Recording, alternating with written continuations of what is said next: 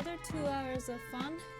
Today we have a bunch of four nights to cover and just why I played, the psychology behind it, and we do have the Endgame class after this, but hopefully because Fortnite, the way I play it, really gets to the Endgame and we can really get kind of deeper in the Endgame of that as well. So basically I started playing Fortnite when I think I always had the idea of Fortnite, but I played few games and I kind of played them bad. But the first game that I played was against and I think the first successful one that I actually knew what was I doing and it felt nice and everything was against Zhansaya Abdumalik. I did show another game of mine against her when I was black, and that's really cool. Lopez Yanish that I won and I really enjoyed that game. But this one specifically was quite successful for me because this was like 2013-14 when I was figuring out what I like, what I don't like in chess. And in 2015 I had that huge jump, and 2016 I got my titles. So yeah, that here's a little Dorsa chess history as well. And I need the other laptop to get to YouTube because I forgot that. Sorry. Alright, so without further ado, I am going to start here and multitask on getting my YouTube up. I thought I was doing it with my phone, but I forgot there's another laptop. Alright, so let me show you, start off on this game. So this was the game that I played against Zhansaya. This game actually didn't get into the end game, and so I'm good. I think I have it. It shouldn't be that hard to find St. Louis Chess Club. And yeah, so in this game I usually play Fortnite with the d4 because it kind of gets into more details, and bishop b5 just feels a little too symmetrical. Oh yeah, we have technical. Hold on.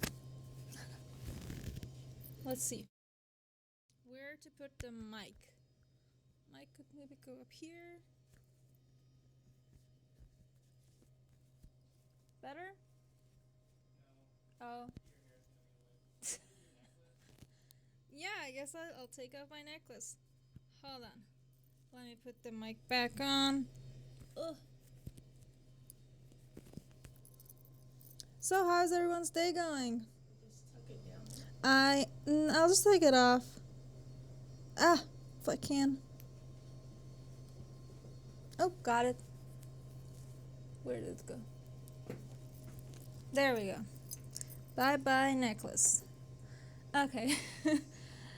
So yeah, Scotch. Scotch is cool, but I kind of prefer Fortnite just in some of the specific games. Like Fortnite is kind of my to-go one if I don't really know what's going on or what the opponent plays. Anyways, so usually they take, I did have a game with bishop b4 that I will show you guys right after. So e takes d4, knight takes, bishop comes to b4, take, bishop d3. There are some lines with d6 and castle as well, so like castle, and then there would be rook e8, or without d6 and rook e8. So there are a lot of different lines in Scotch, but d5 is the most common one. And so after castle, I decided to thank you everyone for your support and kind words. And so in this specific game I decided to try out h3. The main line is bishop g5, which I have played more often, and the idea of bishop g5 is simply to how to put it, c6. You want to just come attack this knight, and if black is trying with bishop d6, you just bring out your rook, and as soon as black plays h6, you enter in this endgame, which I will show you after because I have way more games than this. But and there is another line with bishop instead of d6 going to e7 to avoiding this takes and all. And then black could try to develop like this, but it's just a very safe position for both white and black. Yeah. And so anyways, I decided to go try this h3, and after h3 I brought out the queen. I could have played bishop g5. I didn't really think there was that much of difference, honestly, in the game. And eventually I decided to just go with bishop f4 because I think I wasn't sure about my endgame skills in this specific game, and after this one I started to gain more confidence that yeah, I can actually try to pull something off in the endgame.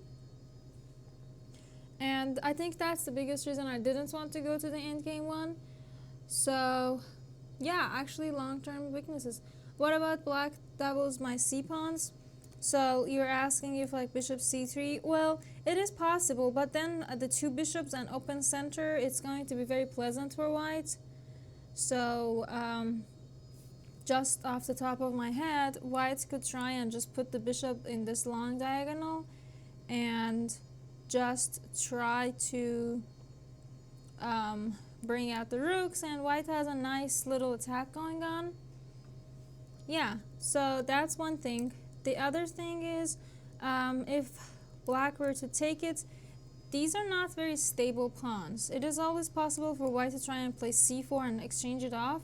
So it's not like a long-term weakness. Yeah. So here is that. So she decided to play bishop d6. And so here I started to get a little defensive, but this move c3 was very nice. Just pushing the rook away, so intermediate moves. You can't always just like take, you take back, so it's a good idea to have this idea of it intermediate moves.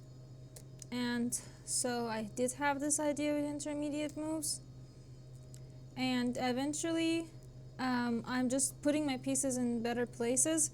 I don't know if the rook does belong on d1, but my idea was to just double the rooks up on d, so I didn't really feel any difference which rook to bring. Yeah, rook to e1 also looks nice, so rook to e1 could also be another way to play out this game. But I really wanted to just double up these rooks, as you can see. And so I tried to cause some more problems for black with like queen g5 and maybe some ideas with knight f4, knight g3, knight f5 is also possible.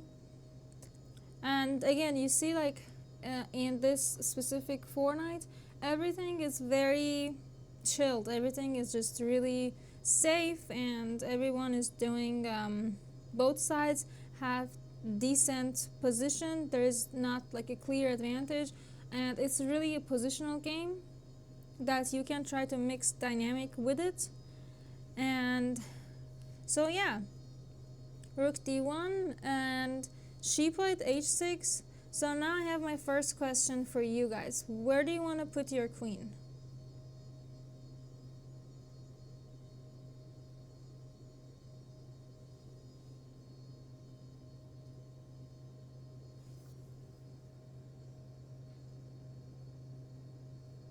Ooh, thank you everyone for bringing the chats. Well, I went a lot higher, and to answer one of the things that Ray Lopez said, well, yeah, I mean, this four knight could be potentially a good tool to use against your higher rated opponents if someone that you know, like whatever else you play, it's a busted opening. So there are little tricks. I look like a shrink. Great, thank you. My mother is a shrink. So, okay, you want to try and put the queen somewhere like maybe h4 so the knight can get to g3, or you want to have the queen on f5. So I guess the three squares that is most popular are these three.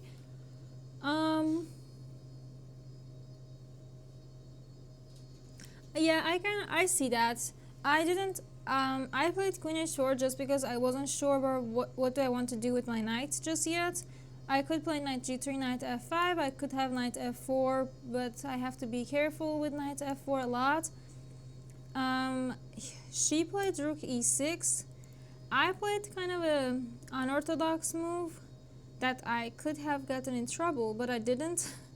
I played f3. I know. I'm not supposed to weaken my king, but I didn't. My problem was if I played something like knight g3, now there's rook e1, and now black is getting way too active for white to be able to do anything with. Same for knight f4, same idea, just...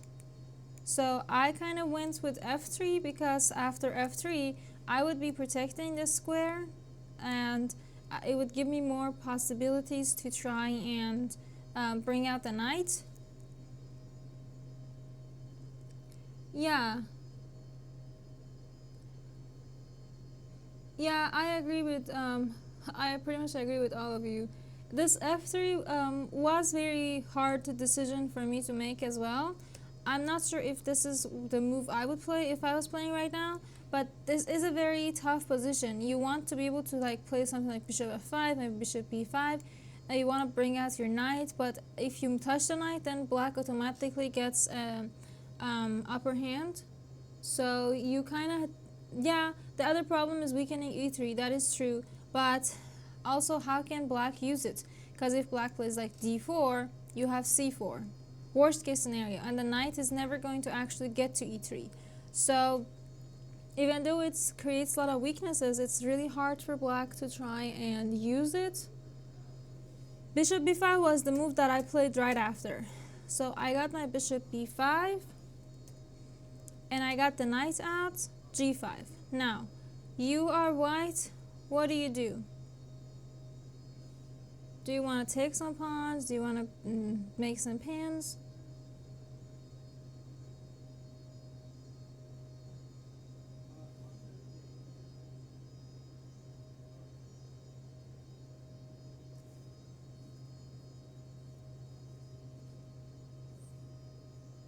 So yeah, what do you want to do with white?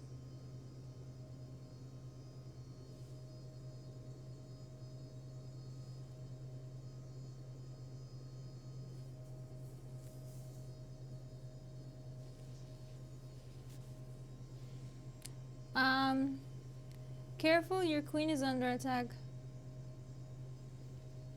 Queen g3, I think queen g3 is the most logical one. I'm just trying to get you guys to maybe look at queen takes h6 if anyone wants to.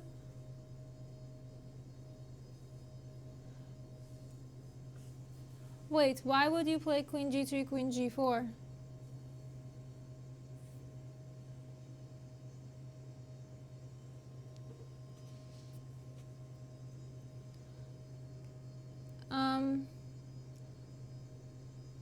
Okay, so we have...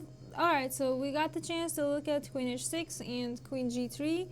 And, so, yeah. Alright, so the thing is queen h6 doesn't really work because after take you don't really have enough pieces to attack, and even if take now black could simply try and open up the position a little bit, or simply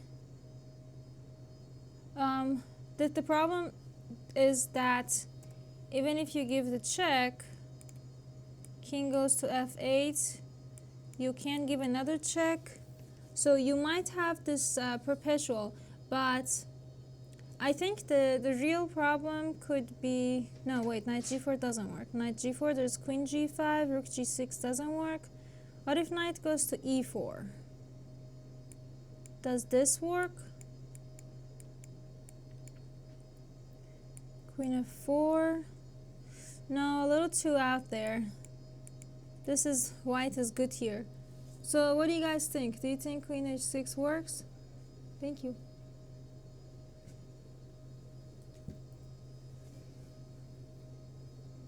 Yeah, that's what I'm saying. You can't really attack with only queen, but what's the actual move to play after queen h6? What would black do?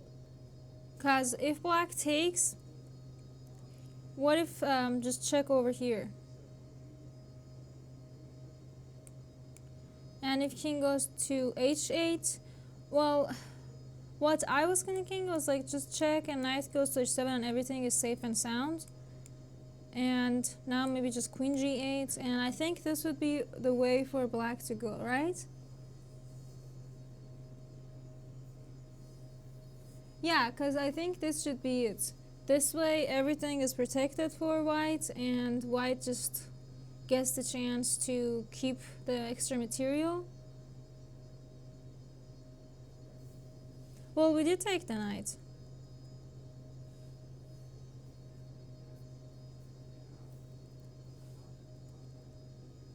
Queen h6, take. And if you try to give the check, the king can simply go to h8. Oops, h8 and knight h7. And even if you try to just take on f4, well, the king is still pretty safe. There could be potentially just bringing the queen, like queen f8. You give me another check, I just block it. Yeah, alright, so I'm glad that you guys are agreeing on this. Alright, so that's why queen h6 doesn't work. So queen h6 doesn't work. What else to do? So that's why queen g3 is like the only move to play. I don't think knight needs to go to e4 after queen takes, because if you play knight e4, just knight takes your rook. Yeah.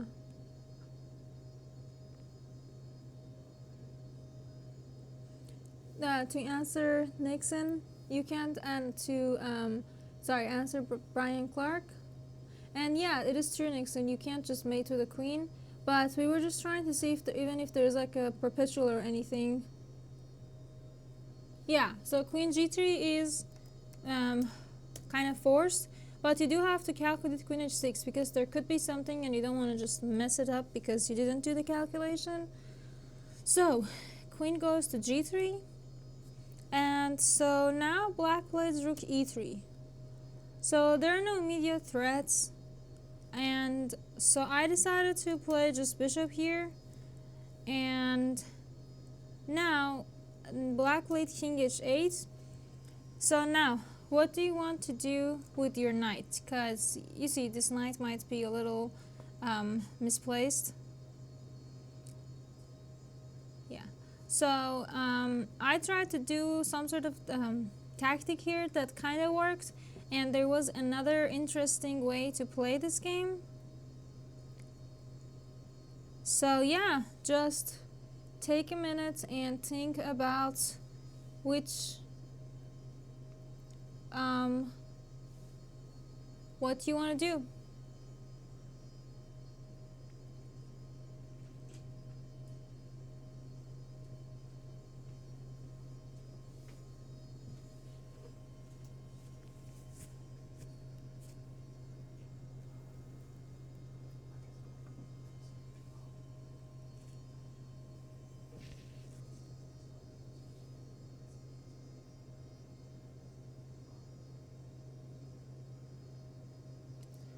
I'm still not really seeing moves. If queen, knight takes d5. Knight takes d5 is interesting. So let's see, what else did we have? Doesn't black get another knight for rook exchange? Maybe not. Brian Clark, in which position are you talking about? In this position? You don't like knight e2, true? Don't play knight e2. After bishop d5, bishop e4, so dij, yeah, you do have the correct idea, but instead of bishop e4, bishop c4 is more accurate. So that's one of the two possible outcomes.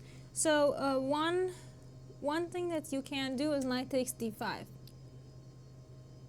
After take, bishop c4, and then if knight comes to e4, which is like the only move, because if you move the bishop, then it's bye-bye queen time. Then you get the chance to exchange, and this is a pleasant endgame for kind of both players, and it's most likely going to just be just a boring draw, honestly.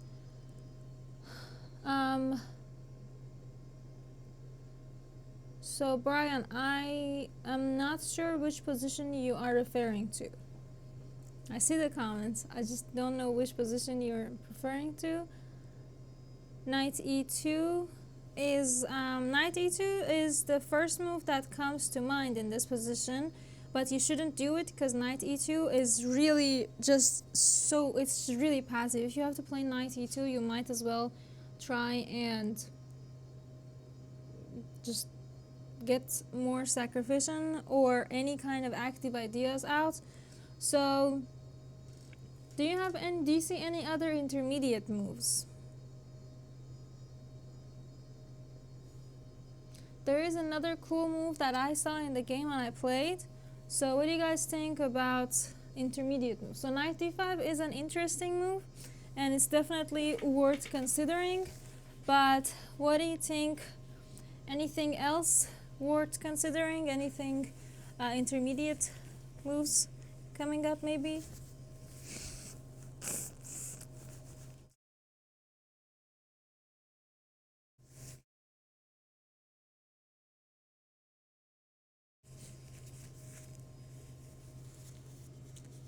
All right, yeah. Nishant, I believe. Yeah, rook e2. Very good job. So rook e2 is nice because it's intermediate move, and so the main thing that you have to calculate is what if take. Well, if take, queen takes f4, and you're attacking the rook and the knight, so it's quite pleasant. If you take here, I give you check first, and this is really interesting. I might even be able to take this and have some ideas with h7, maybe. Or if, and yeah, so you take on f4, and you can also take on h6 first, and then take on f6. Now you have ideas to give check first, and there are lots and lots of ideas.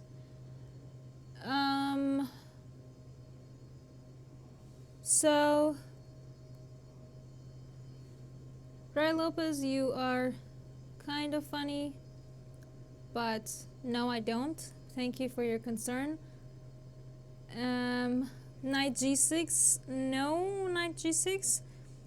I mean, this is something that is worth considering, but you kind of move on from it in a second. So like if knight g6, just take and you're out of moves already. So rook e2 was what I played, and she took on d3.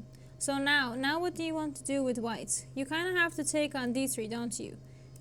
G takes here, queen takes, rook e2, queen f6. These are pretty standard moves, like pretty forced. So what do you do in this position with white?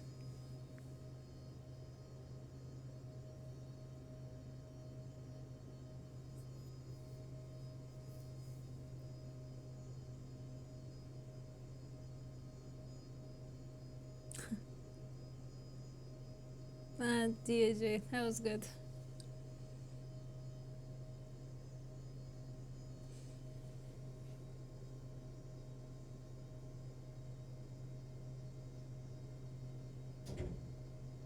No, to answer Clutch, well, no, it's not. I mean, it's not disappointment. It's just like, I'm not disappointed. I'm trying to explain the moves and trying to get you to think about the moves somehow, so that the next one you say will be kind of like you make the candidate moves and you try to do the calculations before shooting moves. Not that you shoot moves, just in general. So yeah, I think f4, everyone is also agreeing on it. Yeah, f4. So whoever said you can't mate with queen was right. You need other pieces. So your idea is clear. You want to play rook g3. So now, what can black do?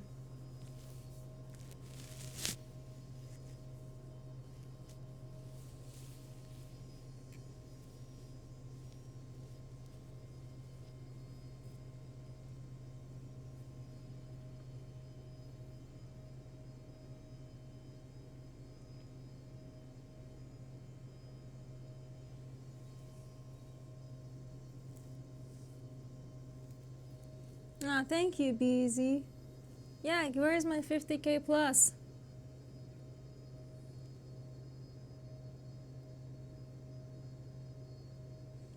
Yeah, so it is black to move. What should black do?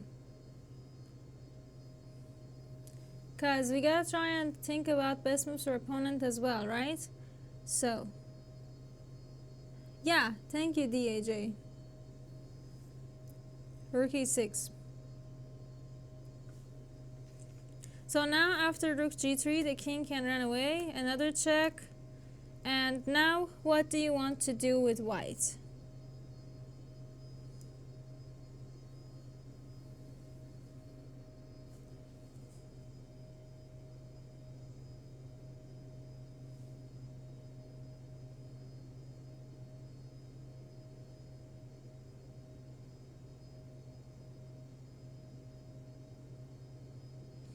It's white to move.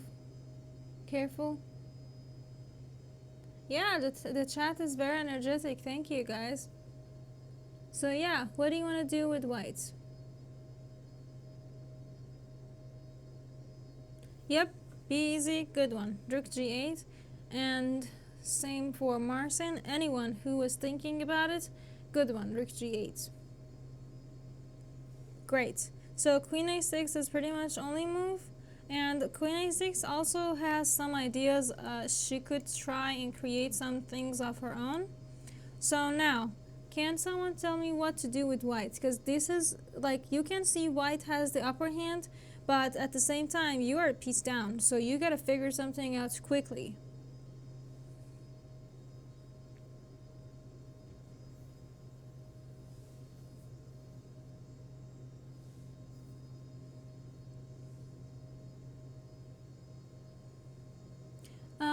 I feel like some of you guys are a little behind because I'm just getting rook g8 ideas.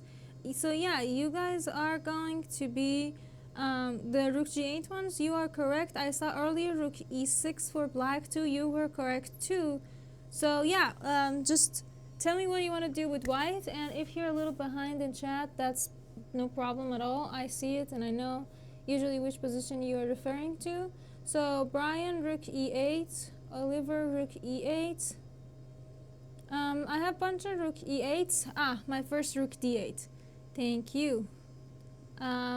Malachi, rook d8 is more interesting because you want to bring in the queen. Because if you just play rook e8, then the king goes away, and what do you want to do? Just keep checking? Now you run out of checks. Now the king could get to safe place near the bishop. So that's why rook d8 is better. You cut the king, and now you could try and bring in like the queen, and then maybe another check here, and you just create more opportunities. So black played queen b6. I gave check, and I took on h6. There was another possibility, like for example, if you play rook d7, that is also interesting, like c4 check, king up, and you could like play something like this as well. This is also very interesting because like white is attacking so many things at once. So yeah, this was super interesting as well. However, in the game I played queen takes h6, king h5. So yeah, let's see. What you want to do with white?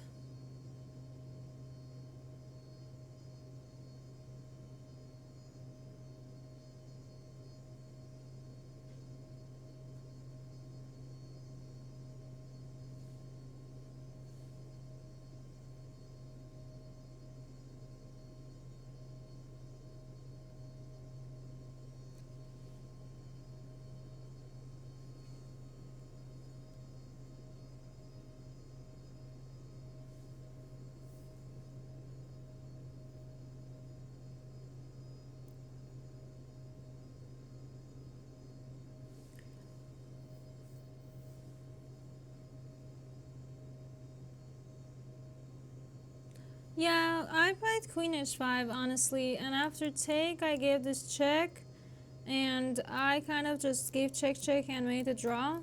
Especially because it was around move 40 and I needed the time, I just gave a bunch of checks. But I do believe that there was something else earlier. So let's take a little bit of, let's take a little bit and figure out if there was anything more here, because I do think there was something more. But okay, if you play g4, king goes to e4. So what do you want to do after that? The king is kind of just getting away and your rook is way behind it. Rook d5 doesn't really work. Bishop takes d5. Queen h5. Well, what is your idea? The king has so many squares to run into.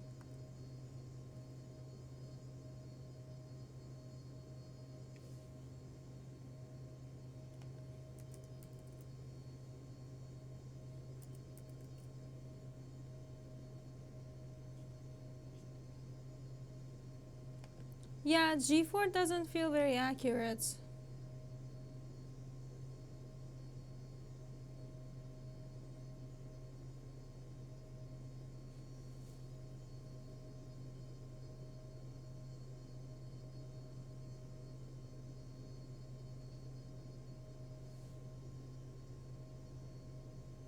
Well, that's what I was thinking. Maybe queen h7, but then what do you do after king f4?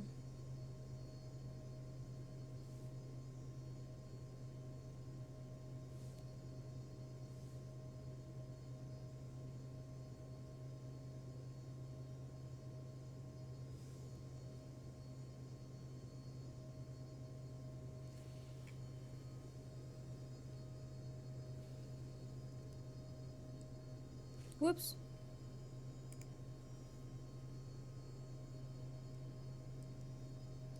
Oh, don't know what is happening here.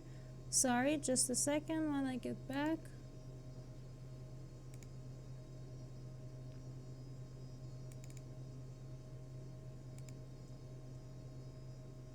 Okay.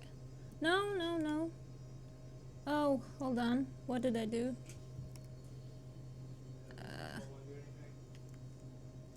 Control 1 still kind of holds the position a little too small.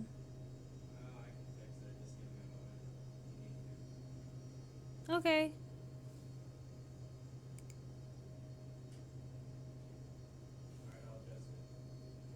Okay, so this is what I was trying to look at. And yeah, so for those of you who, oh no, wait. Yeah, for those of you who were saying something like with queen h6 and queen h7, it's not really working. So we had this position that we gave the check, and then we were thinking about something just with like with king f5, and yeah, queen. Whoa, where did my queen go? Yeah, hold on, I lost my queen. Ah, there we go. So I was just trying to check and see if queen h7 works, but queen h7 doesn't seem to work by engine logic as well, just because king f4, and if queen f7, then rook comes to f6 and everything is just hold on. So that's like the problem. And so yeah, that's why queen h7 doesn't actually work. We had a suggestion for queen g5, king h5, queen g5. I don't think this works.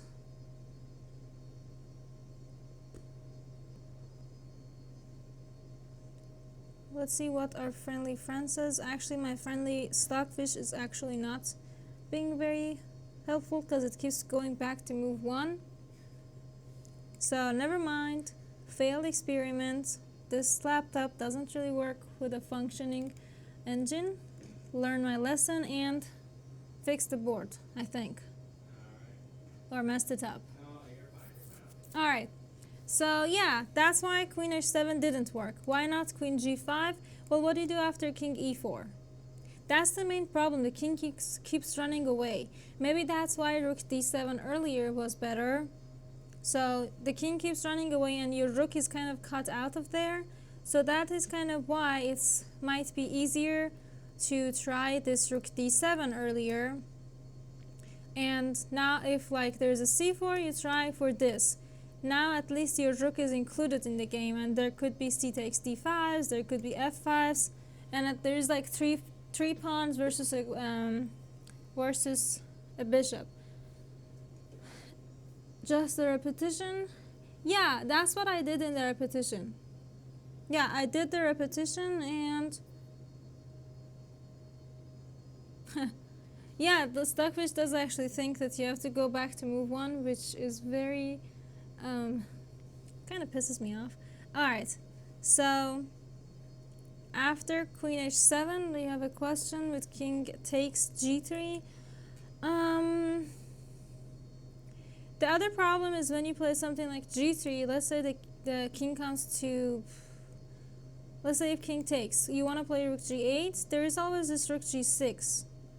And this is really uncomfortable for white, because you can't take it, you can't really like take here, because like there's also c4s, d4s, and ouch. Yeah.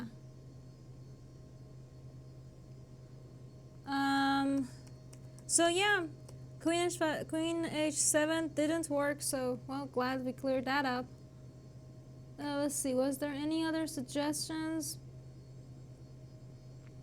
Yeah, Stockfish kind of did suck a little bit. We did have disappearing queens, and I'm not cheating. I was trying to explain the question to you. Thank you for your understanding. Do I think there is a psychological effect for the opponent that is taller or buffer? I mean, I'm pretty tiny, so everyone's pretty buffer than me anyways, and taller than me. So I've learned to deal with it. I don't think there's a psychological effect, no. I mean, it could be for like super beginners that they would feel the bigger you are, the better you are at chess, but it's all up here. So the chess club engines could be, well, maybe. I'm about to ask a totally unrelated question. So about how does one beat people with bizarre openings? I mean, even though the opening could seem bizarre, that specific person could know better chess than the other person, so it's not about the opening. Alright, so I think I've kind of caught up on the questions to some extent. Alright, so yeah, this is how the game ended with Perpetual, because I just couldn't figure out a way to bring in the rook to help, and I didn't have enough material to attack the king. So yeah, that is how it ended. Let's go to the next one. Alright, let's look at a very cool endgame wise. Alright, so this one, so remember how I mentioned about bishop b4? So after e4, e5, knight f3, knight c6, knight f6, knight c3, d4, and you get your d4. I forgot a move in there, whoops. You could, opponent doesn't have to take, opponent can just play bishop b4. So who, does anyone here actually play this with white or black?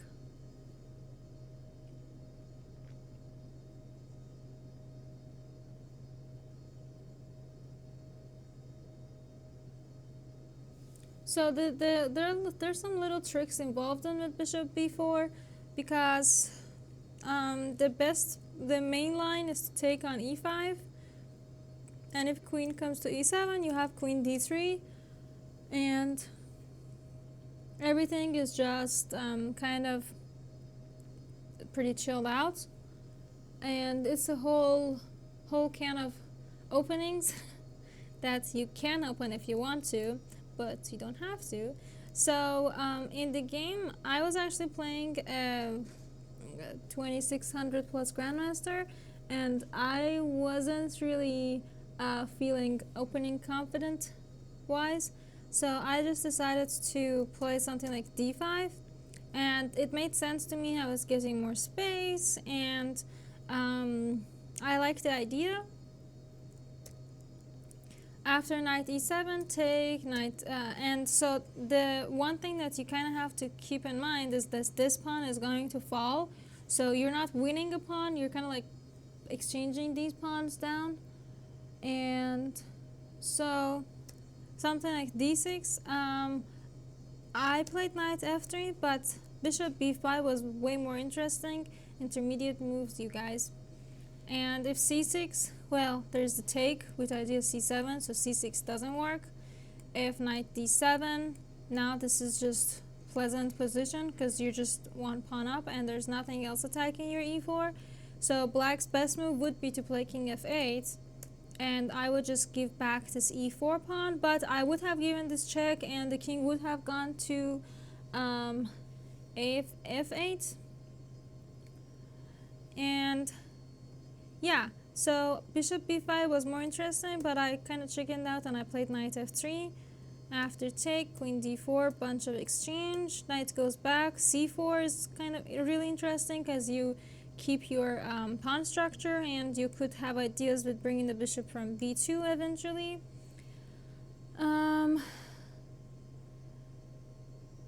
Yeah, my opponent was Viktor Erdos. I think I would believe he is from Hungary. I do have the flag up here, so don't have to think that much about it.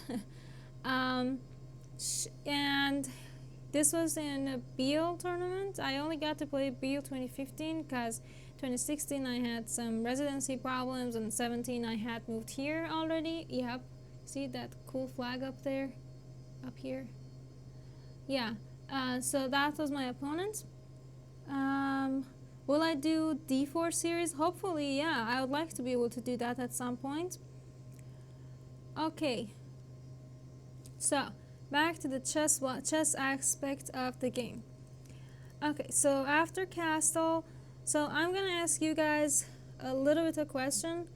So you do like, it's kind of the first glance, white looks more interesting than black just because of the two bishops and the space. But how can you actually start using your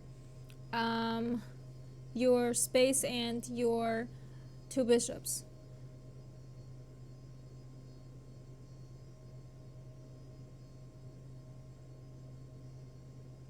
How does someone get into a chess tournament who is a beginner? Well, unfortunately, right now there are no like physical tournaments, so that's could be a bummer for our beginner. But the chess club holds a lot of tournaments. There are a lot of other tournaments happening online every day, so I would recommend that you join those and give those a try. Why not knight f5 instead of castle? Well, knight f5 isn't going anywhere, so you're not in a rush to play knight f5. Bishop d3, bishop g5.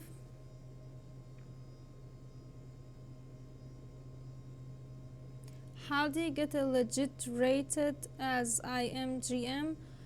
I don't think I understand the question.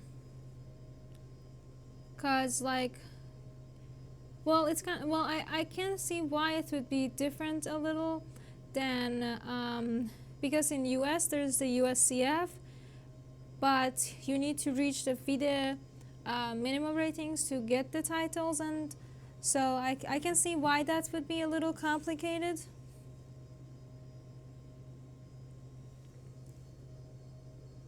But so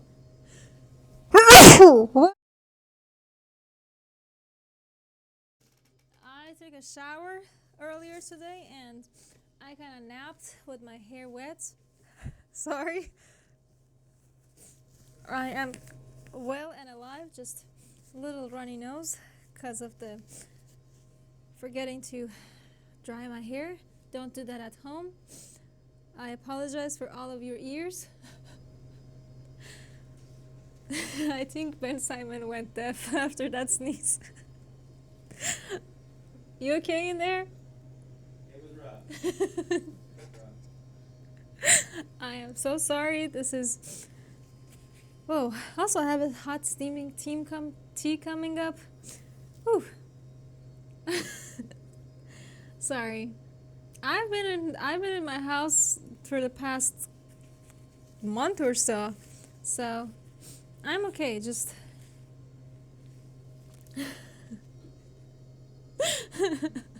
okay. Thank you for all of your concern and your wishes. And okay, I need to stop laughing because when I laugh, I kind of cry right after. My eyes get watery. Okay, let's get back to. Whoa, Fortnite makes everyone cry, right? Okay, so white to move. We had a bunch of suggestions of bishop g5 and bishop d3 and stuff.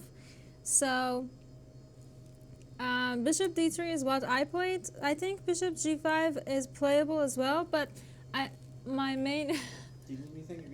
You're good? No, I'm good. Are you good? I see a little blood coming out of your ears. Okay, I'm kidding. He's fine. I wanted to play bishop g5, but my biggest problem was I don't know if I want this bishop to be on g5 or if I want it to be on b2. So that's why I was kind of delaying it. So after castle, I played bishop d3, and now black played knight f5. If I take it, black takes, and I mean, everything about black's position is nice. Or black could try to give this check, which is also very unpleasant, and like the only way to try and keep the king from not like getting uncastled is maybe bishop e6. But again, like take, and like if you make the castle, there could be e5s, and this is getting a little too unpleasant for white. So yeah, that's why I didn't take it, and I just played queen f4. Check. I had to play king f1 unfortunately, because if like bishop e2, there could be always something like queen e7, and it's not really looking good for white. If bishop e3, there's take, and this is just getting really unpleasant for white. So king f1, knight e7. I finally managed to get my bishop out. He got his horsey out. Whoops. Oh my god, I keep doing mouse slips today. Okay, I'm back in the same position. Alright. Knight e7, bishop b2, knight gets out, queen g5, going after this guy, knight d7. Now it's white to move. What do you do? So while you guys are thinking about this, I go back and read some comments, because I kind of shied away from the chat a little after my achoo.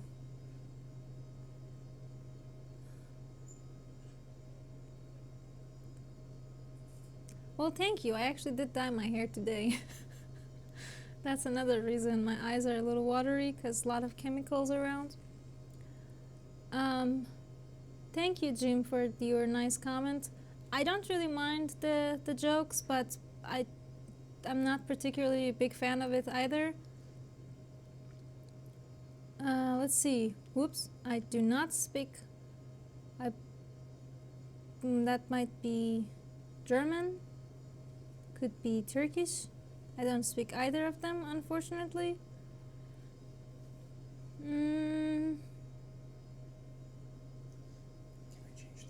Yeah, of course. Oh yeah. This does help my neck.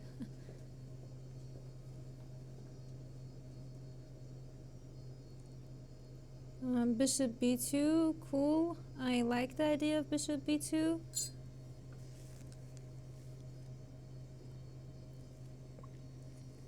Can you castle queenside? Ooh. You see, if I was playing with like a 1600 with someone much lower rated, I might have done like long castle and attack, but since I was playing a guy who was like 400 points more than me, I didn't really want to risk it, to be honest. I didn't want to give too much. William G, thank you for h4. Let's see who else gave me. Queen h5 is interesting, but one thing that you need to realize is you gotta get this rook out. And one of the easiest way to get the rook out is this, ideally. So that's something to keep in mind.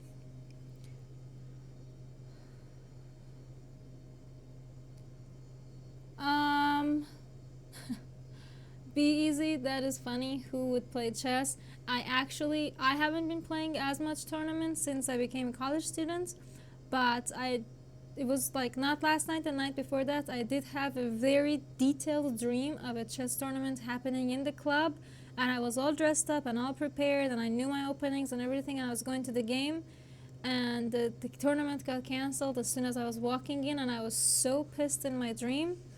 So here goes chess dream. Thank you for all of your kind words.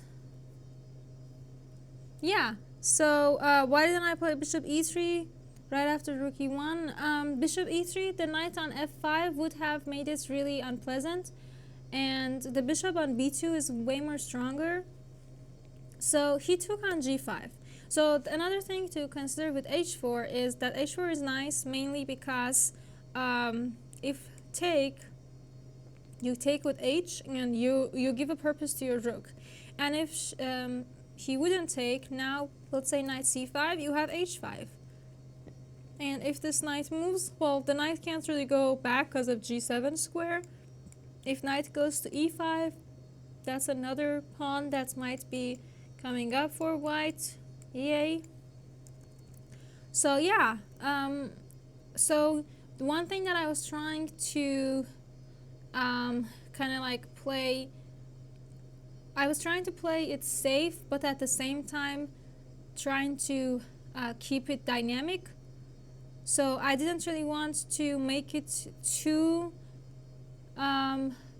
complicated for my understanding, but I wanted to make it complicated so it wouldn't be an easy game for my opponent. That's something that I usually do when I'm playing with like a much higher rated.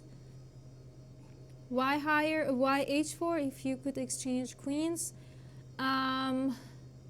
Well, because I wanted to exchange queens in my own terms. I didn't want him to pick how to exchange queens. I wanted this exchange. I wanted my pawn to be on g5.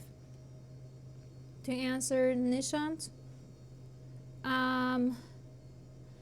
Ray Lopez, you are really on fire today, aren't you? I have few Persians here. Thank you for watching it. How do you pick the opening to use?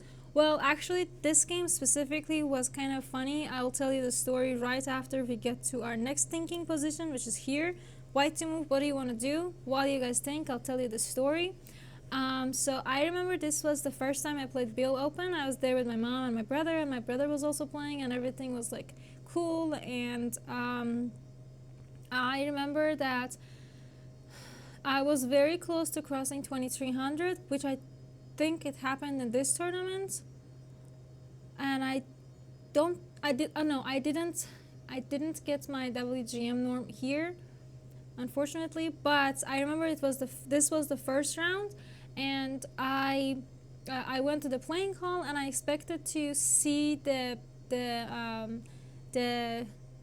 pairings before, because I was so used to seeing the pairings before, like a few hours before the game, and like looking up what the opponent plays and all of those stuff. So I decided to actually take my laptop, so as soon as I knew who was playing, I could just look up what he plays.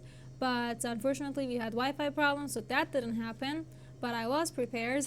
So that was kind of funny, because I do like to know, I like to be prepared to some extent, and I wanted to have that comfort of knowing what my opponent plays beforehand, or at least the possibility of what he plays. So as soon as I saw I was playing a 2600, I think it was like on board 9 or 10 I was playing, and I was like, well, can't even prepare now.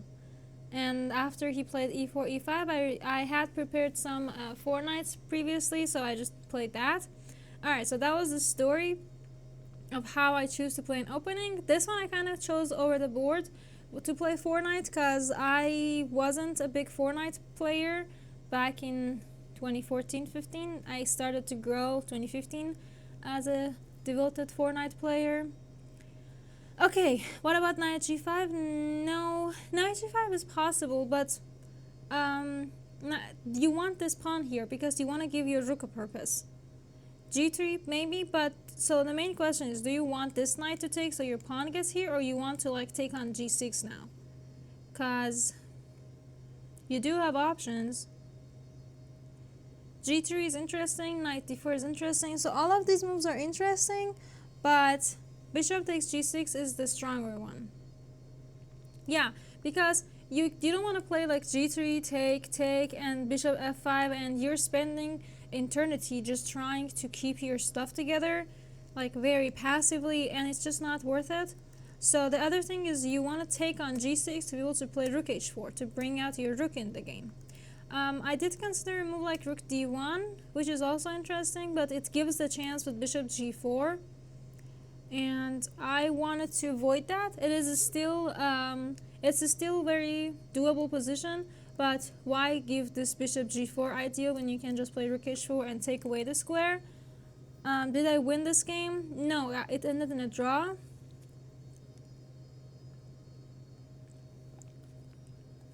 I think g3 is coming up, but the order of moves, playing rook h4 first is more interesting, just because you take away the g4 square from bishop, and then you are going to try and play g3, and then king comes to g2 and all this fun stuff. So he tried with b6, bishop a6, king up. Another kind of cool thing about rook h4 is that you're already protecting your c4 pawn, and it's just really nice. You're protecting your c4 pawn, your rook has a purpose, the h7 is under attack, so everything is cool. Knight d7, rook h1, knight f8, pretty much the only way to keep h7 alive. I decided to go with bishop c3 just because I wanted to take away more squares on this file. And also, so now it's white to move. This is also a mix of endgames, so maybe give it a try and tell me how you want to play this endgames. We have looked at a bunch of endgame puzzles together recently, so I expect some good answers. Make me proud, guys. Alright, let's go back to the chat while we're doing here. So Marcin is asking why bishop g6 is stronger, because you took on g6 to open up that rook h4 idea, because if not, your bishop would always be under attack, and bishop taking on g6 was a better exchange than the knight taking the bishop on d3. Yeah, Sayed Mahdi, you are correct, a4. Good one. Let's think about, let's see what else I had. iPad Pulsar, I speak beautiful English with Farsi accent. Ah, cool, thank you. When did I get here? 2017. When did I start chess? When I was 6, so 2004. Yeah. God, I'm getting old.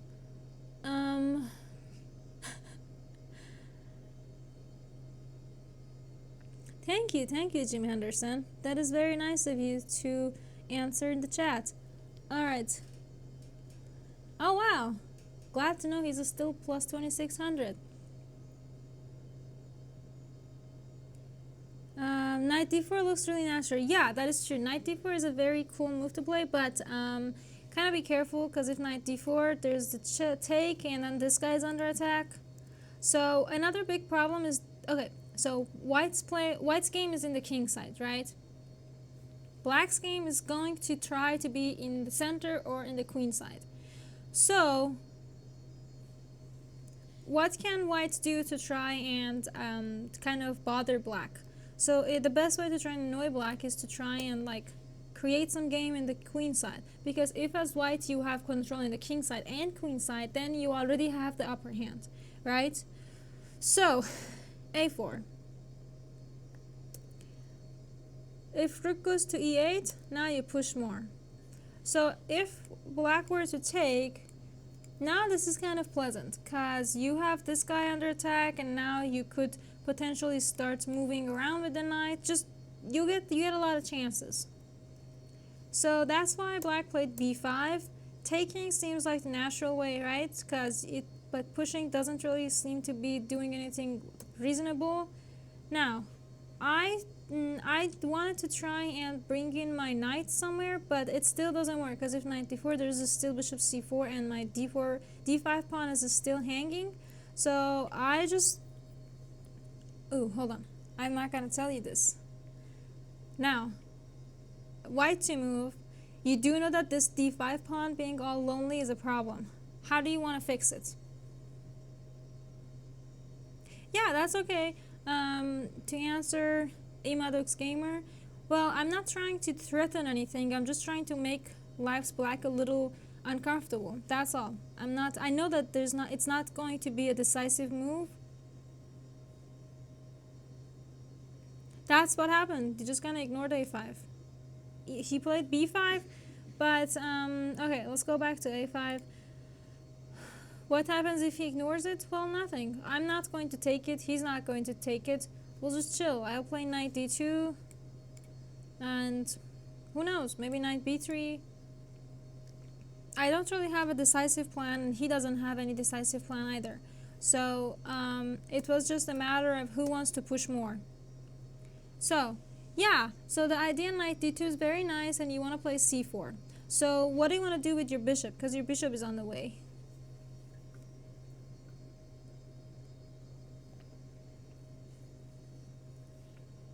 So what do you want to do? What's your move order?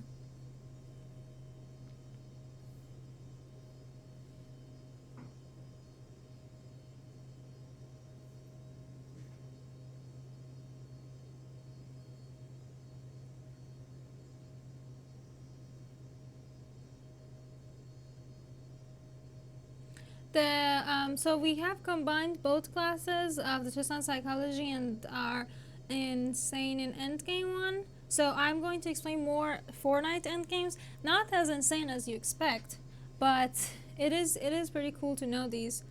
There's a question about if I do know Alirs of Firuzja. I've had this question.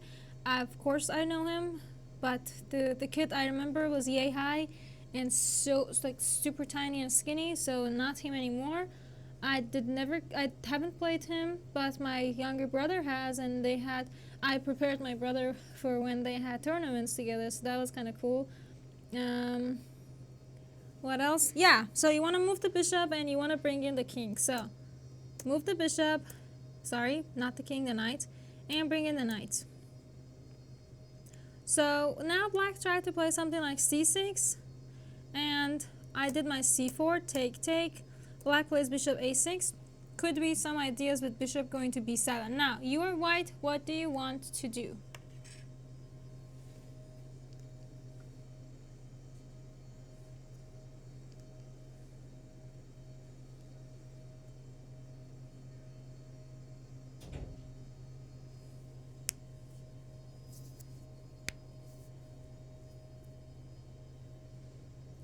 Bishop f6 sacrifice is a little too much. That's true, you can't pre-move this stuff.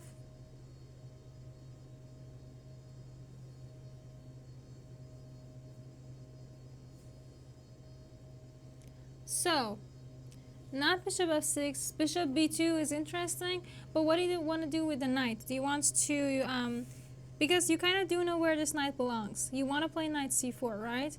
Because if you played something like knight e4, it's possible, but you know, a little bit whoopsie. So yeah, basically, what do you want to do with your knight? Knight c4 is the most logical one, because if take, you just take with rook, and now your rooks are active in both sides. So knight c4. Yeah, bringing the rook to b1 and b4 is also interesting, but you gotta play your knight c4 first, because you know where your knight belongs, and after knight c4 you are attacking d6. So rook e2. Black is trying to activate his pieces and put them in the 7th rank. And now what? So the idea of knight b1, knight c3 is interesting, but it's way too passive. You need to play more active. Because even if you put your knight on c3, what do you want to do with your bishop on a1? So, yeah, the idea of knight e3 was also valid. So if bishop goes there, knight e3 is possible, but you gotta be careful with stuff like this, because also attacking h1 and also messing up with your pawn structure and already eating a pawn.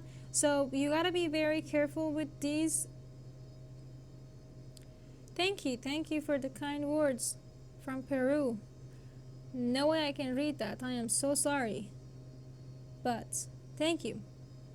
I do have a bunch of Peruvian friends. They've always been super nice. Okay, so rook e2. What do you want to do with white? You want to take d6? Okay. Rook d8. What now?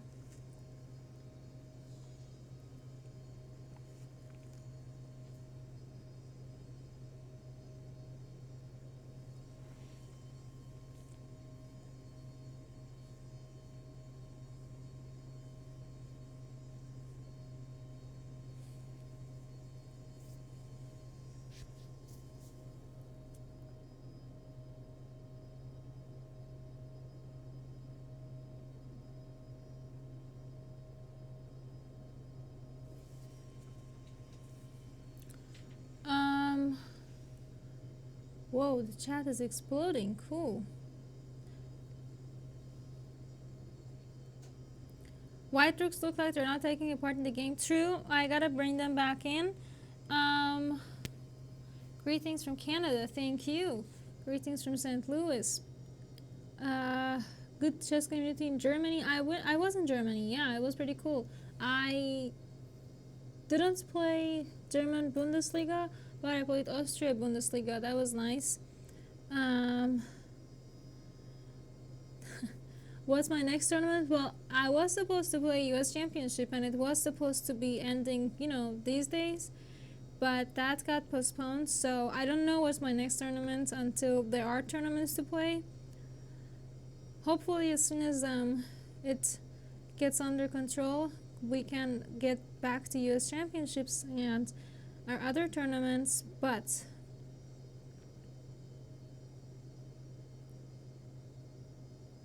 okay, so Raja Sharma, you have problem choosing plans. Well, and deciding which plan is better. Any suggestions? Yeah, make candidate moves. So when you make your candidate moves, it kind of eliminates a bunch of the moves already. So that's good.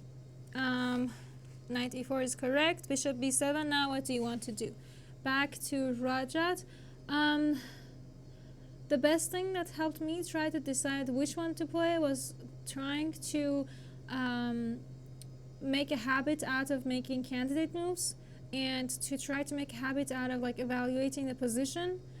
The other thing that kind of helped me make this kind of decisions was how to which move that I play, which plan that I play will make my opponent feel more pressed and more miserable.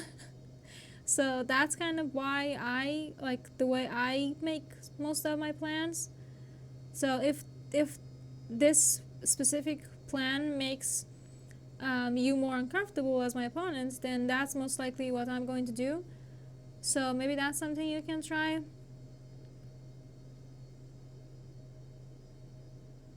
Okay, greetings from Kenya. Thank you.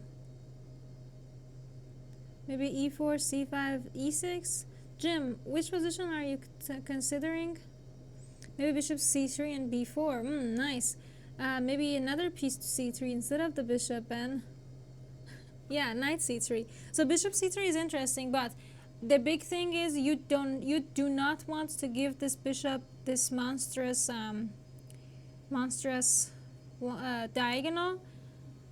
So that's why you kind of played knight c3 to keep this diagonal to yourself. If take, cool, you just take it, and now there are no more dangers for your position. So yeah, you gotta kind of keep that d5 pawn protected. King f3, rook e4. Ah, yeah.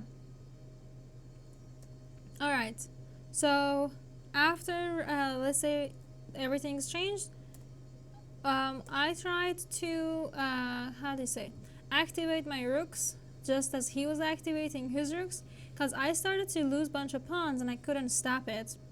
So right now, white to move.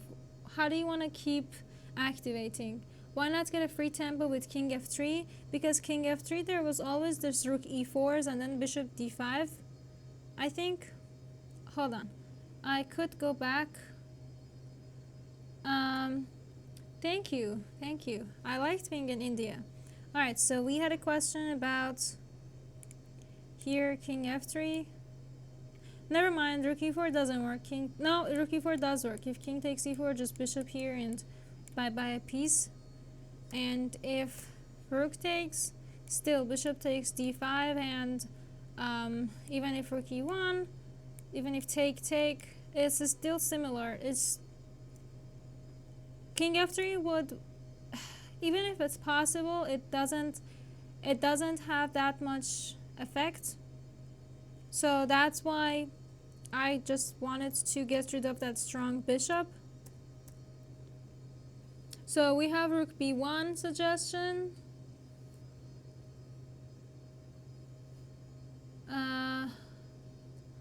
Alright, so I went rook c1, rook f5, check, exchanged, and I took and I offered the draw and we accepted it. What's my favorite opening? Ooh, playing against French.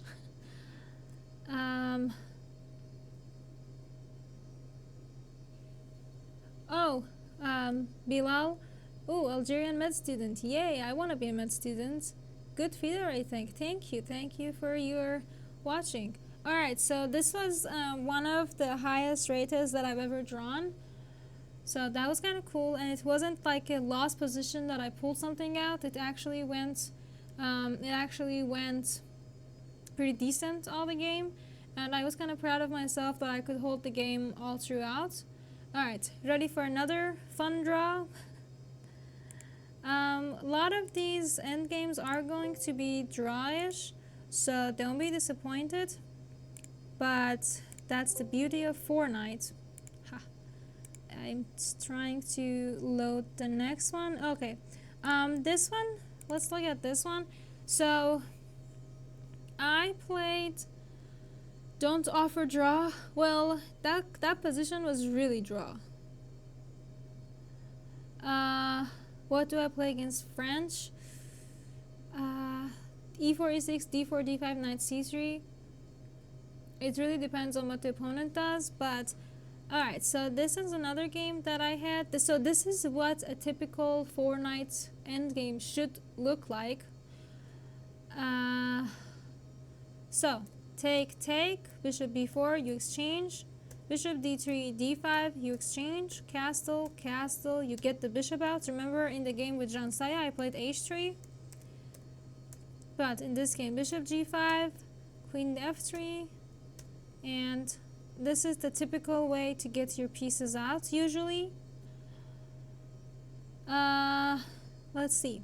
So story about this game. So this game was in 2015 World Junior Championship in Khanty-Mansiysk. I think, yeah, this was the last round.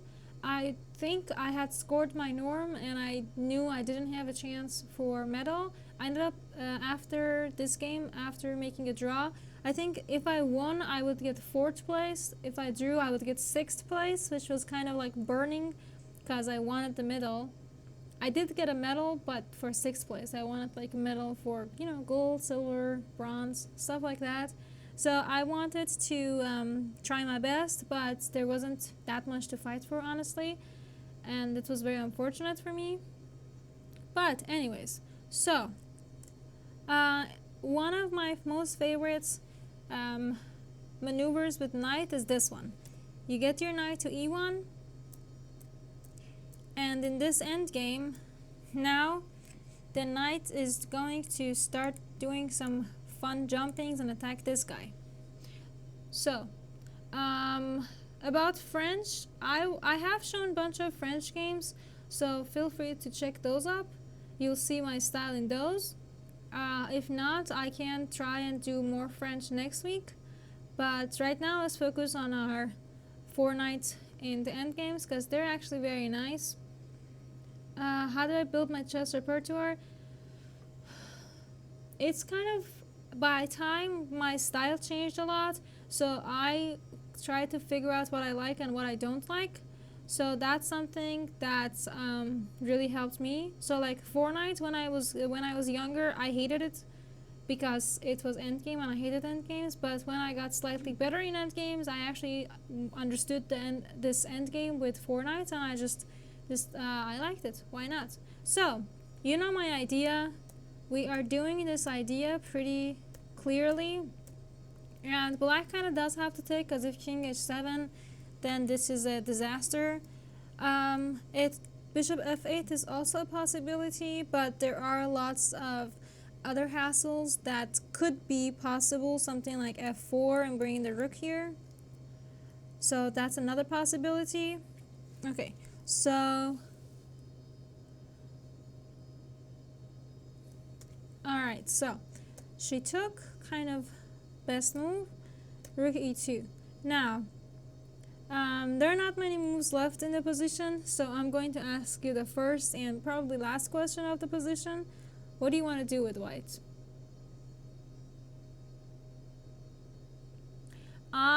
Yes, that's actually, to answer Clutch, yeah, this is actually one of the biggest ideas of Fortnite, because in this endgame, if black plays it accurate, alright, most likely going to be a draw because of the pawn structure and because of the way the pawns and the bishops are placed.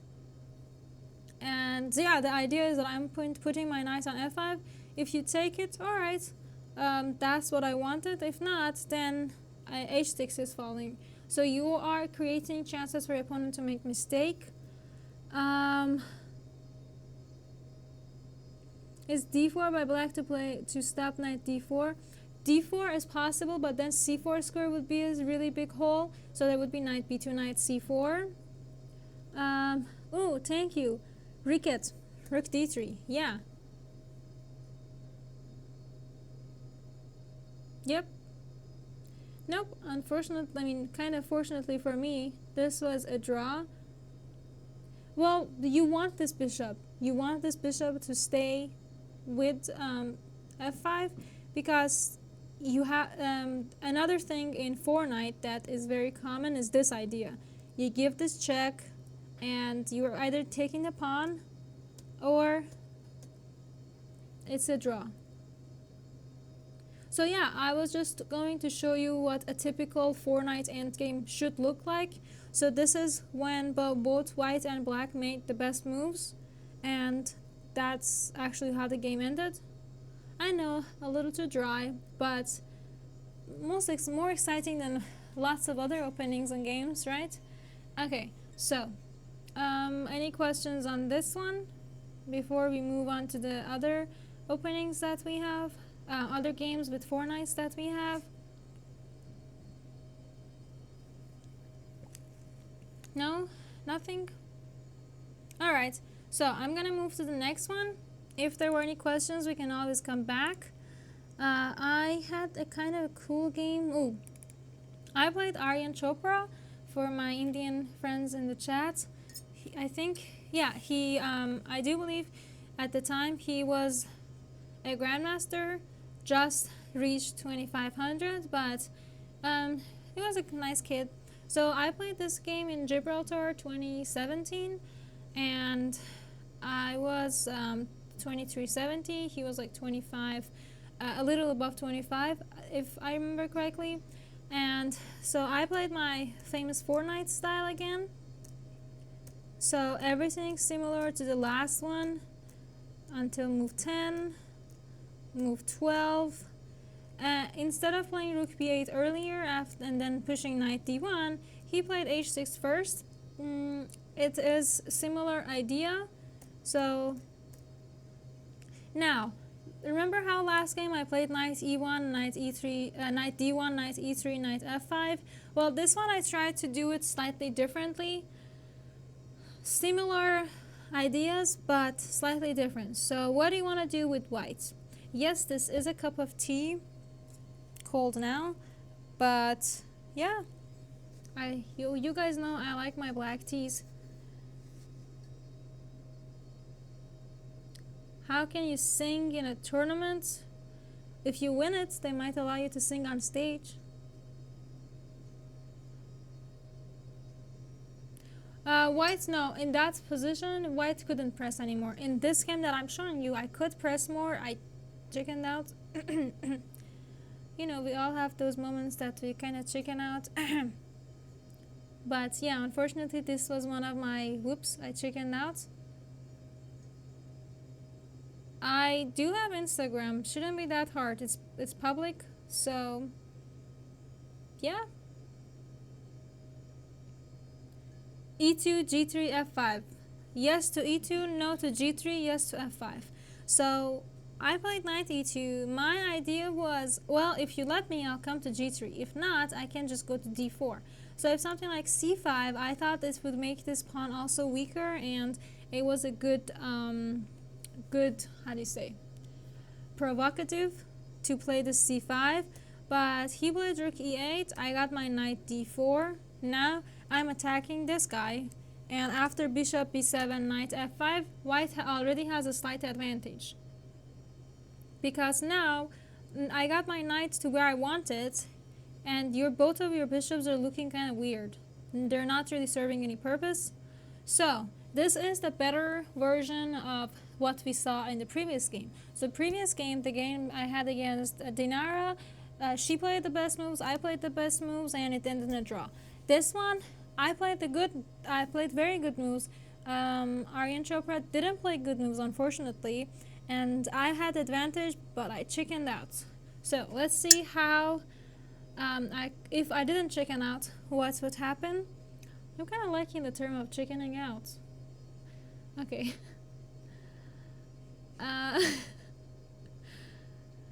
Why bishop d7? Why bishop b7 and not d7? No idea. I think bishop d7 would have been more practical. I think he wasn't very familiar or comfortable with this endgame, so he didn't know what to expect. Even though he was a grandmaster, I don't think he knew what to look for. That's just the feeling I got over the board. If knight e2 c5, would I play c3 and chill? No, I would still go with knight g3. I didn't want to play c3 because if c3, then in the long run my b2 pawn is really weak. a4, take the rook on e8. No. Remember, so what was the big idea that we tried in the last game? One of the big ideas with the rook coming to third rank. Yeah, we're going to try for rook g3. Good one, Akrash.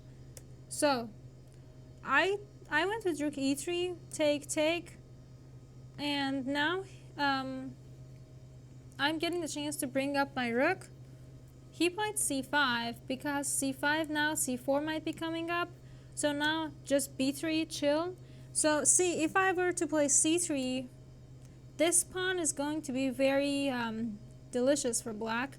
So this is just giving black an immediate threat, which I'm not willing to give that easily. That's why b3 would be more legit.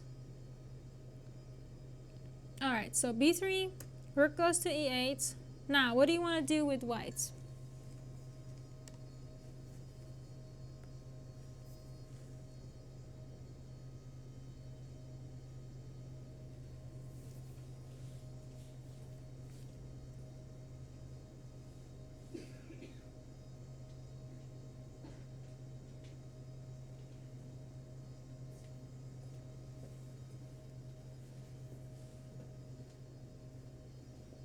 Isolated pawn, not a big deal. No, not really, because this is actually it's kind of stopping the d4s, so it's not really a big deal, because also black can't really attack it. This knight is protecting it. Everything seems to be under control. So yeah, rook f5, rook f3, those are the moves you're going to go play now. So for example, rook f4, bishop c8. Now what do you want to do with white? Oh, well, good night, iPad's Pulsar. Thank you for watching. Always always great to have Persian community here too.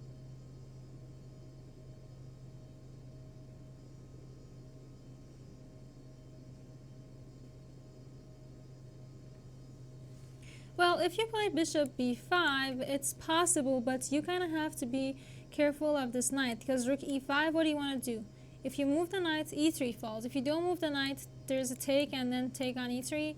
So no, not bishop b5. Rook g4 check. It's possible, but what do you do after king h8? If rook h4, there could always be this take and then e3 is falling. So let me ask you another question. If it's black to move again, what does black want? Black wants to take on f5 and take on e3, right? So e3 is your weakness. So try to defend that. Yeah, good one, Adam. King f2. Yeah, rook f3 instead of rook f4 was also interesting, but I think it's similar ideas. You do have to bring out the king eventually anyways, so why not just do it now?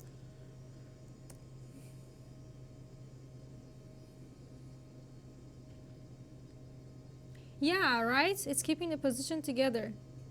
Is this a classical game, by the way? Yeah, it's Dorsa Classical 2017.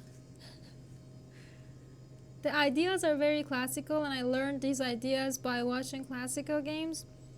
But no, it's one of my personal collections.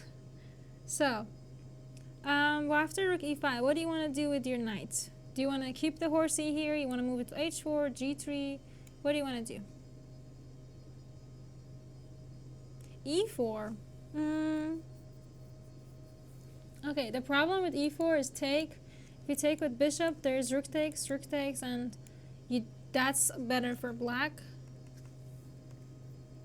Rook g4 is worth considering, but it's not going to work because the king goes away and your knight is still pinned and you kind of have to come back.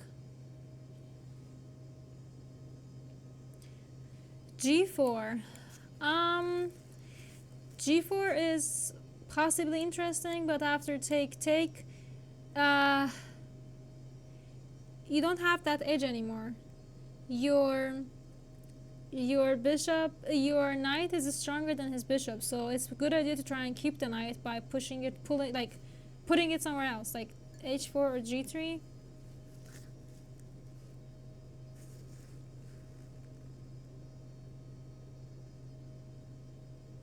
Oh, time control? Yeah, it was classical. It was in Gibraltar. I do have some cool rapid games that I could show you. Okay, so in this position, what I did was knight g3, but it was better to play knight h4. Because knight h4, I am threatening with knight f3. So if you were to play like bishop comes to, let's say e7, I'd have this knight f3. So, okay. And then, oh yeah, this knight f3 is pretty cool because if you were to play like rook f5 per se, I have rook a4 and I'm going after this pawn. Oops, sorry, rook f5. Sorry, I meant rook h5. Again, you have rook a4 and you're going for this a7. So that's another idea. So even though so looking back as when I played rook f4, another idea was to keep an eye on both king side and the queen side. So that's another thing. I played knight g3 because I wanted to keep my knight safe and sound here and go with rook a4. He played bishop e7. This is where I chickened out. I chickened out by knight f5 and the repetition. I know, sometimes it happens to best of us, but I should have played rook a4. Because after rook a4, now I'm actually taking a pawn. So what can black do?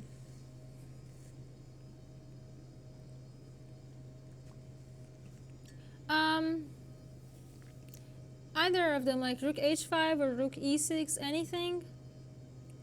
that was possible to try and go for rook a4. But yeah, I think rook h5, g4 is very strong, and yeah, g4 works. I thought maybe there's a bishop d6. Never mind. Yeah, so I should have played this rook a4, and I'm taking on a7. So what black can do is black could play something like c4, but now I could just take and enjoy my one pawn up, or I could also take over here, because if you were to take this pawn, there are these rook a8s that if you take, I take, and then I just take this one as well. So would be very pleasant.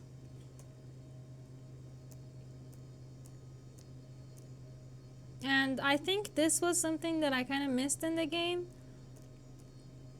This idea with rook a8 and king f3, just I think this is what I missed in the game, and I thought this would be uncomfortable, but this is a very winning endgame actually. So that was my mistake, that I didn't push for more. And as you can see, there is so much to push for, and it's just white is very comfortable. Black is the one who's trying to gain something. I just continue to look into what could have been. So this was actually engine line after, because in the game I couldn't decide what to do after bishop c5, and I gave up on the line in this position. And after I was analyzing, and I realized that I could just play like king f3 and go into this cool weird line. Oh, good night, Peter. Thank you for staying with us. Alright, so this was another game of me chickening out because I couldn't calculate enough, and I didn't have an engine in my brain. But if it was now, I would most likely push for more and try my best to get something out of the position. Yeah. Ah, thank you, Nixon. You always make me proud. Alright. How can you slide in a tournament? There are a lot of online tournaments happening every single day, so feel free to check those out. But I don't really, there are no real tournaments happening right now because of COVID, so I am sorry for that.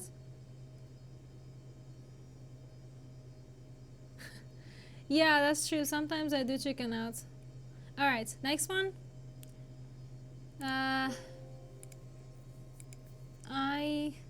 Give me 1 second. Ooh, this is an interesting one. Give me a second to see if it was actually. Ooh, nope. This was a sad one actually. I blundered mate. Oh, let's look at another different version of similar line. Alright, so this is again in the same tournament, different grandmaster. He actually does lots of videos for different websites, so he was very nice, and yeah, very, very interesting game. I didn't chicken out. The position required both of us chickening out. How long do you play for? I think I lost in the conversation.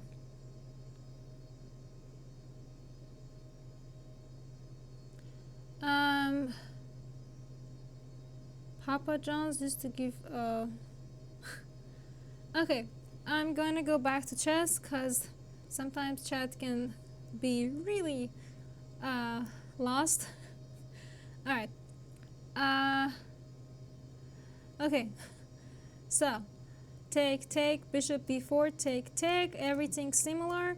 I believe this one is with the bishop e7 one. So remember with Zhansaya, the first game I showed you, I played h3. But the rest I played queen f3 and now bishop e7. So after bishop e7, there are no more ideas with h6 because I take then just bishop takes. So after that, I still played the rookie one. Now if h6, I most likely would still take, And oh no, sorry, I would take that because oh yeah, that's a cool line. I actually did this line on an online game recently. That was cool. So, and this is also another funny perpetual because you just take here and you're going to give perpetual on g5 and h6. So see, 4 knight has bunch and bunch of perpetuals, right? Okay, am I prepared for the 960 tomorrow? Oh no. I looked up some YouTube videos. I still have to look more and play some games before. Our ranks, you play online tournament, the rank I get count towards GM tournaments? I don't think so. One of the problems with COVID right now for chess community is that you can't play anywhere to increase your FIDE rating to be able to achieve FIDE titles.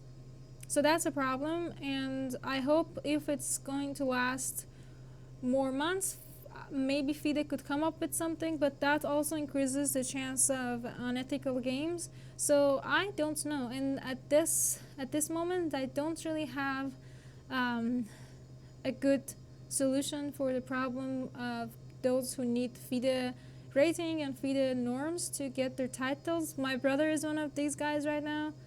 He needs a little bit more norms and a little bit more rating to get his IM. But yeah, anyways, so we got to this fun position.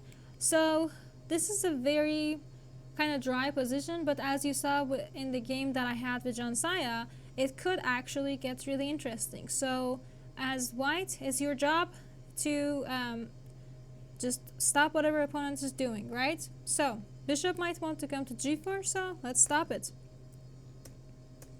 Now let's just develop very chilled out. Now it's white to move. What do you want to do?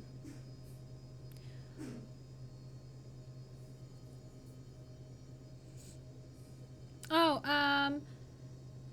Imadox? No, it's not how the game went with h6. I wish it did. It would have been so cool. But no, that's just something that I knew. How are we going to share your time playing in the tournament? I haven't figured.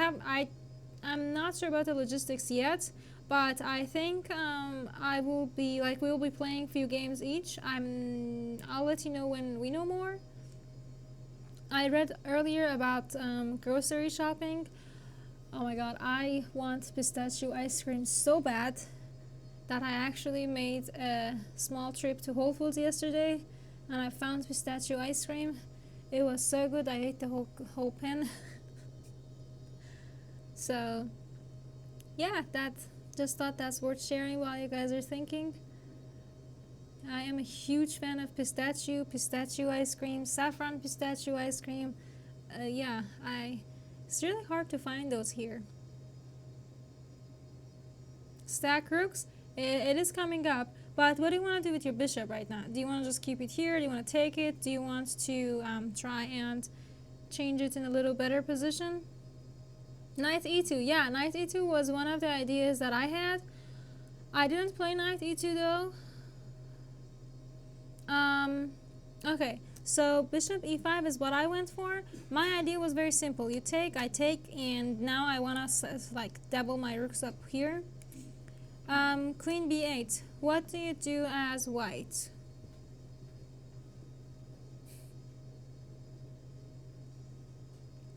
Am I married? I'm 22. Why would I be married?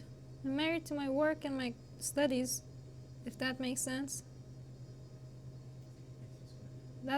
I'm getting really funny comments today, aren't I?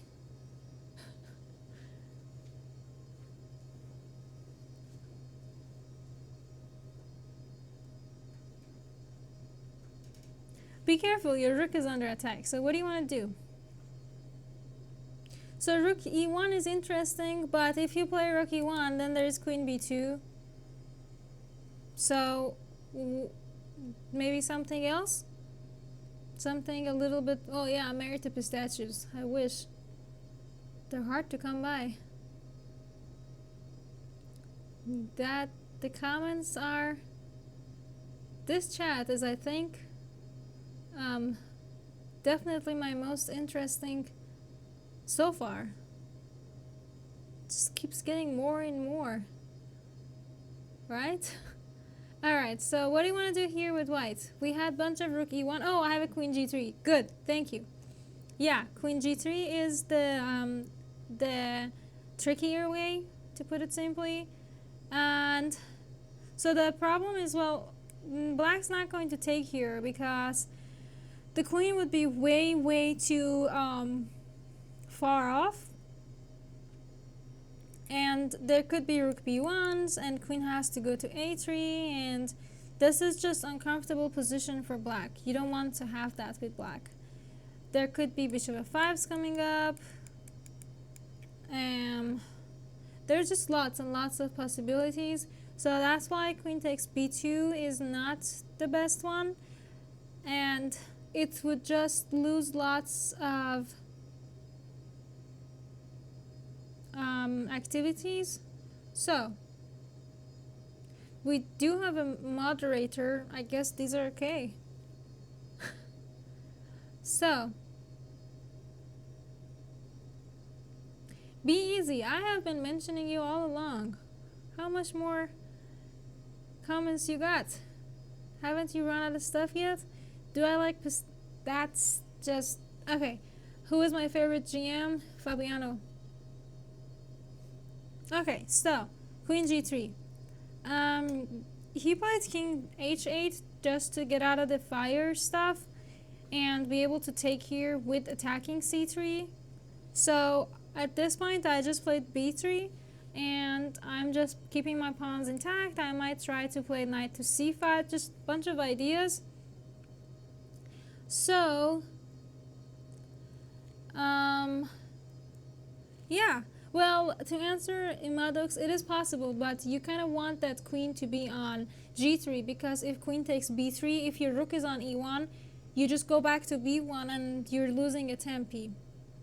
So, I hope that answers your question. Okay, so b3, queen comes to b4. What do you want to do with white?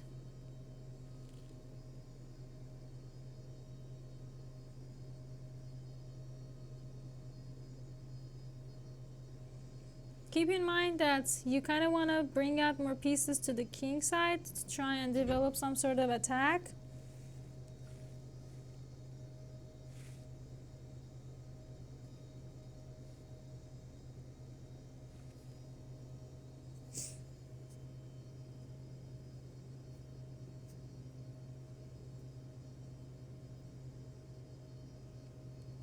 Who is the highest rated player I've played? I have played few 2700s. Haven't scored anything against the 2700 yet, unfortunately. I have scored 2600. Guys, come on, why these marriage questions are really ridiculous. Would you ask me the same things if I was a guy, and would you ask me marriage questions about this? Is not it was fun in the beginning. No more. Thank you though. Thank you for your interest, but no thank you. Okay, knight e2. Yes, thank you. Thank you for your knight e2s. Okay, so knight e2 is good because you are just deciding to go to f4, maybe play c3, knight d4. Lots of good ideas. All right, so knight e2. Yeah, you have lots of stuff to go. Great. So knight e2, bishop. He played bishop d7. I actually think bishop d7 is good because honestly, the other move that could be considered is something like d4, but d4 just to like completely close off everything here. But then the problem is with knight f4. You are giving me way too much room to jump around with my knight. So I think bishop d7 was a very smart idea. Now if I take it, then okay, now your rook. So remember how we've earlier talked about the idea of like when to exchange? So this is one of those times, like one of those times that we can think about what to exchange, when to exchange is now. So right now, think about it as black's perspective. So if black was if black had the upper hand, black would be trying to avoid exchanges, but this rook here is actually quite strong, so it's one of my active pieces, and this rook is better than the d1 rook, so that's why we try to exchange it as black. Could I explain purpose of having the queen on g3 rather than somewhere else? Well, queen on f3 was interesting, but queen on g3 kind of holds everything together and is also keeping an eye on g7. It's not that much of a difference, but queen g3 just went a lot with the rhythm. That's honestly the best way I can explain it. Hi Lefu. And so the thing is with queen to g3,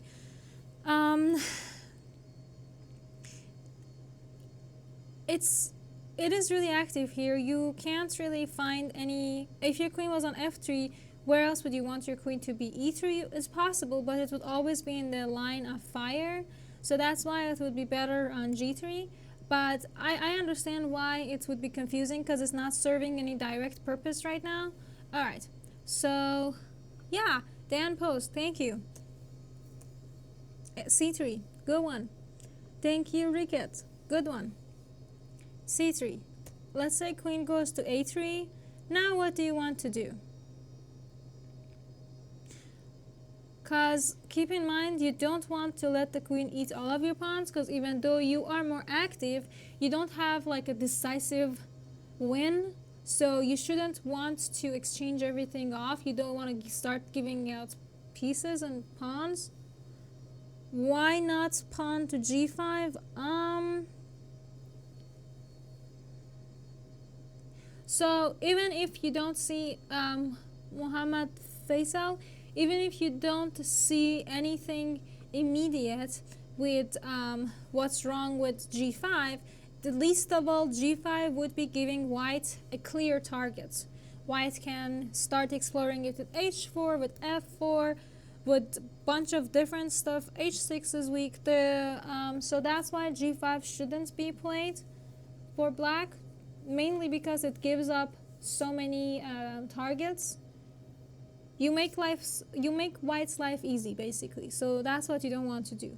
The queen is passive on a3, so let's try to keep it that way. Rook takes, possible, knight c1. No, the knight shouldn't come to c1. Bishop b1, maybe, but why not rook d2?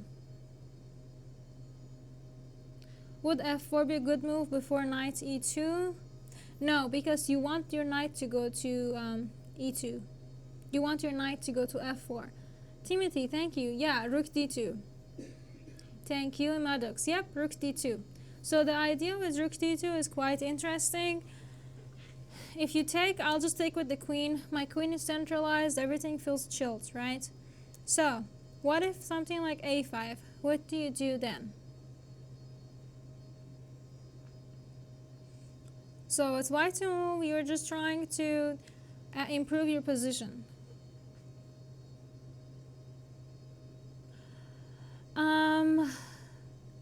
So I have a suggestion. So I have a question actually.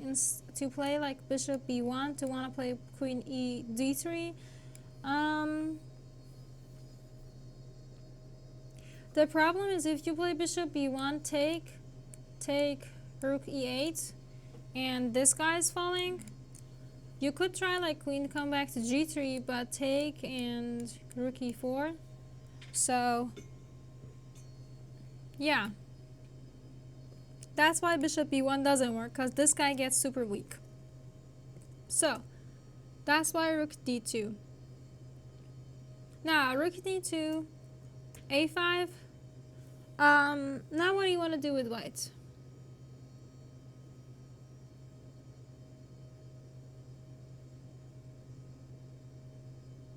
You would give up your queenside pawn. Well, that's one of the things that it's good that you're saying, so I can give you some insight. Well, Clutch, the thing is, if you give up your queenside pawns, you are giving your opponent easier game. That's basically it. even though if you have like a cool possibility of an attack, you would make your opponent's life easier, because your opponent would have a clear path of what to do, when to do, what to push, what to take. It would make it so much easier. So Ricket, thank you. King h2. Thank you, Alan. Thank you, Martin. All of you, thank you. Yeah, so you basically want to play knight f4, but you can't because of queen f1, queen c1, and bye-bye rook. So you play king h2. Thank you. King h2, rook takes e5, queen takes e5, rook e8. I played queen f4 because I didn't want to deal with queen d4. I thought I didn't want to give this possibility of check and possible c5s. So I just placed my queen in f4. Yeah, exactly. Okay, so at this point, he played queen c5. So question for you guys in the chat. What would you do if c5?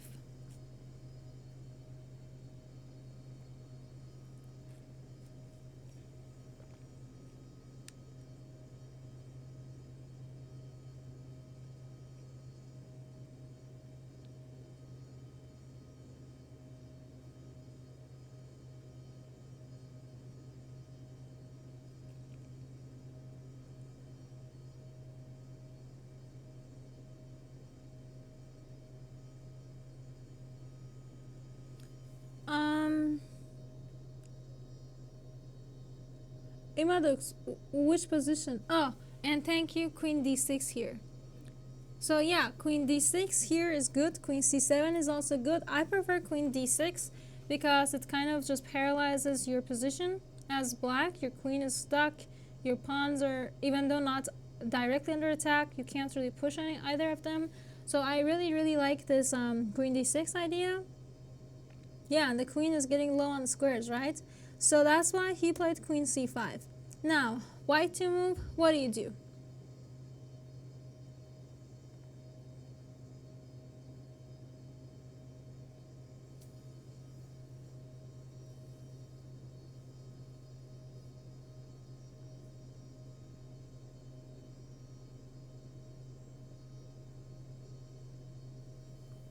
Yeah, so queen c7, so queen c5.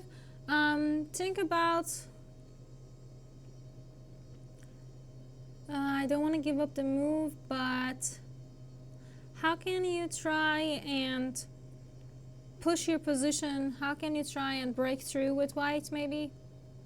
Because your bishop is good, your knight could be better, but not right now because this pawn is hanging. Your rook needs to be better, but again, not right now because where to go? So you need another move to try and open up the position a little bit. b4, thank you, Timothy. Yeah, thank you, Marcin. b4. So b4 is actually quite pretty. If you take it here, I can take it with this guy, and now it's wee time. Wee. I've done this a lot in the Twitch streams. People seem to like it. But anyways, yeah, you get the chance to start pushing this pawn. You can bring out your rook. Now everything gets a nice flow, right? Okay, so that's why he didn't take. He played queen a7. Now, white to move, what do you do?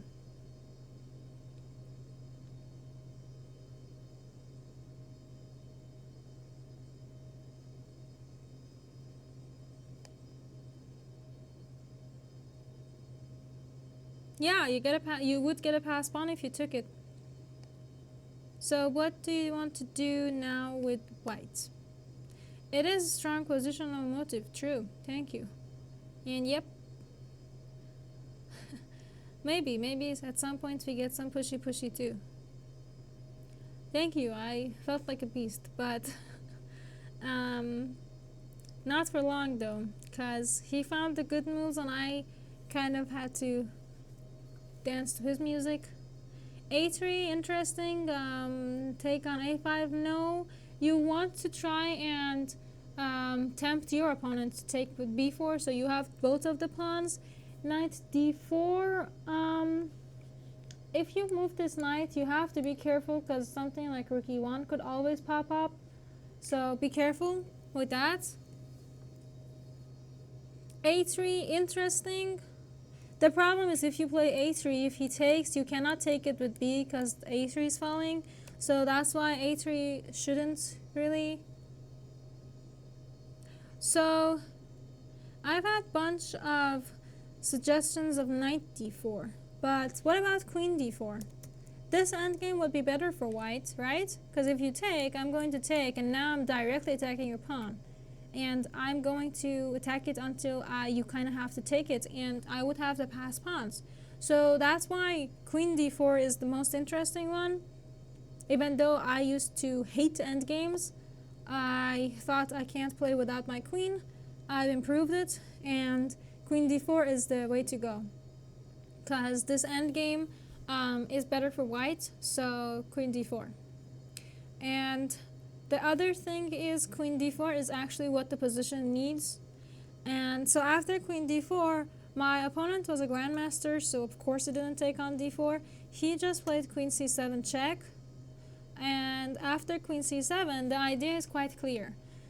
Queen c7, if I touch my knight, clear weakness. There could be knight h5s, there could be queen e5s, there could be just, it's a weakness. And you don't want to give that weakness.